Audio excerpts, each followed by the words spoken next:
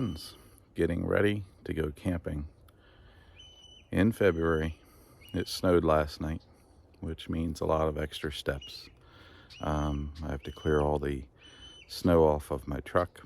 I have to clear all the snow off the top of the camper.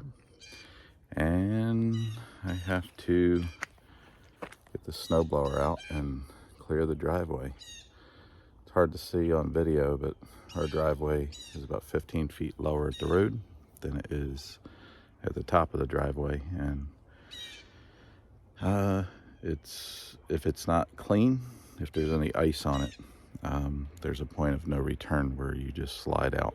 So definitely can't do that with the trailer pushing us. So here goes.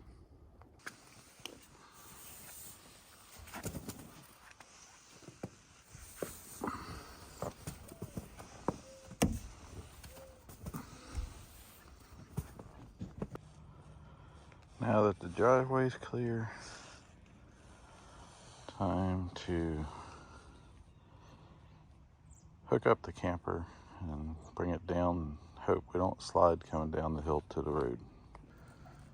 So to clean the top off, I am using a squeegee on a pole for cleaning windows. I'm using that swab part. I don't want to damage the roof or anything else. And some people go up on the roof and sweep them off. This is kind of a wet snow, so this is working okay for pushing it off. But keep in mind, if you go up on a roof like this when it's snow, it's going to be very slippery, and I certainly don't want to fall. So just be careful if you ever do that. That's it for now.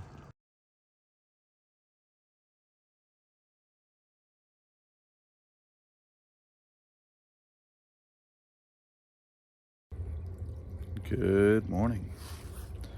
So one of the downsides to winter camping is you have to get bundled up to bring Tucker out or your dog out to the bathroom in the morning.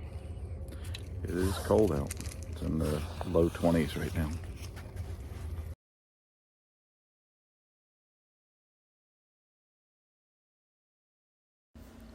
The Gettysburg Battlefield Resort didn't have a lot of campers, but a few.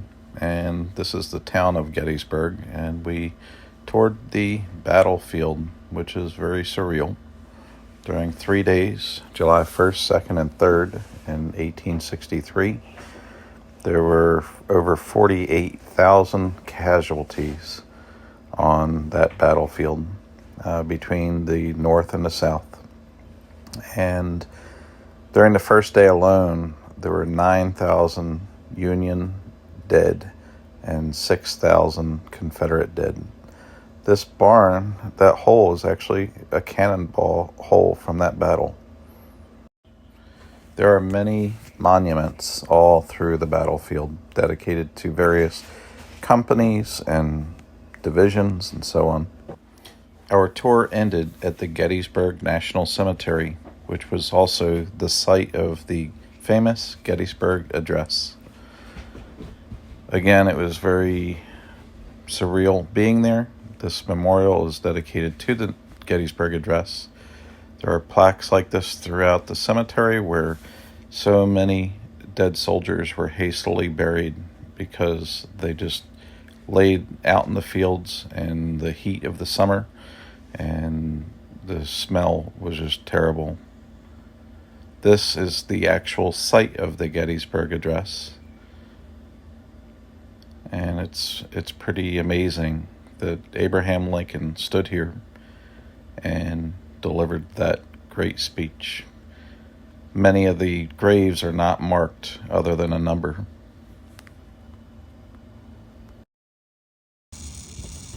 Due to freezing temperatures, we couldn't keep our hose hooked up, so we used this meter to put water into our holding tank and then use the pump in the trailer, which worked very, very well.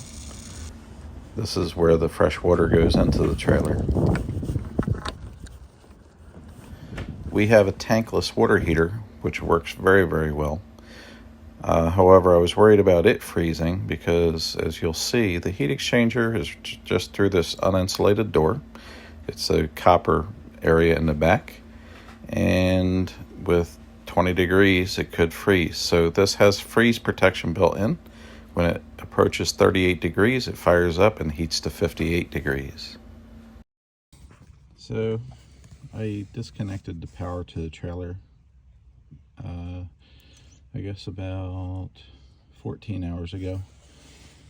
The only things that are running are the refrigerator, the outside light, and the heater for this compartment. Overnight it was about around 30 degrees.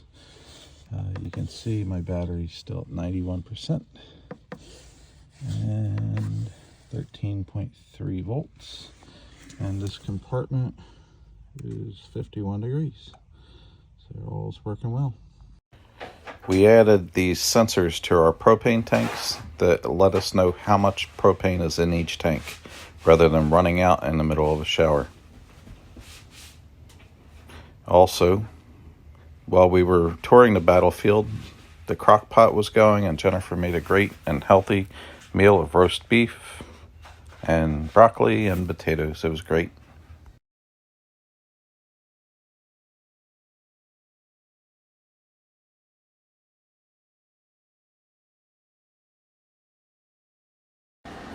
Please like and subscribe.